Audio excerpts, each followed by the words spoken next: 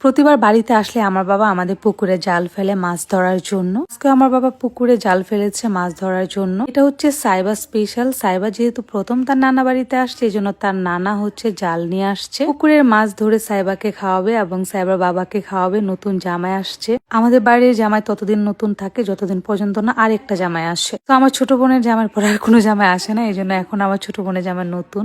তো সাইবাকে ঘিরেই সবার খুশি আনন্দ। সাইবার জন্যই হচ্ছে আজকে একদম মাছ ধরে সাইবাকে দেখাবো যে পুকুরের মাছ কেমন হয়, দেখো রান্না করে সেটা খাওয়াবে। আমাদের বাড়িতে হচ্ছে টোটাল 3টা পুকুর আছে। একটা হচ্ছে বাড়ির সামনে, আরেকটা বাড়ির পিছন, আরেকটা হচ্ছে আমাদের আরেকটা বাড়িতে। আমাদের তো টোটাল 3টা বাড়ি। এই যে আমাদের পুকুরের তাজা তাজা মাছ। আমাদের বাড়িতে সব ধরনের সবজি করা হয়, তারপর হচ্ছে মাছ চাষ করা হয়। আমার বাবা হচ্ছে আমাদেরকে মাছ ধরে দেন হচ্ছে ঢাকায় পাঠায়। আবার আমরা যখন বাড়িতে যাই গেলেই হচ্ছে মানে আমাদের পুকুরে জাল ফেলে। এই যে মাছগুলি আর এগুলো খেতে যে কি পরিমাণ ভালো লাগে, একদম পুরা স্বাদ। মাছের যে অরিজিনাল স্বাদ সেটা আমরা পাই। বাড়িতে আসলে হচ্ছে আমার বাবা বাজার থেকে তাজা তাজা মাছ নিয়ে আসে, নদীর মাছ, পুকুরের মাছ। সো এই যে ফাইনালি এতগুলো মাছ উঠাইছে। আর এই মাছ কিন্তু মাত্র আমাদের 2 বেলা রান্না হবে। ফ্যামিলি মেম্বার বেশি, আপনারা জানেন আমরা জয়েন্ট ফ্যামিলি। হচ্ছে বাড়িতে গেলে ঈদের মধ্যে যদি আমরা এক বেলা খাই তাহলে একসাথে কমপক্ষে 20 থেকে 25 জন আমরা খাই। ফ্যামিলিটা আলহামদুলিল্লাহ মাশাআল্লাহ এত বড়।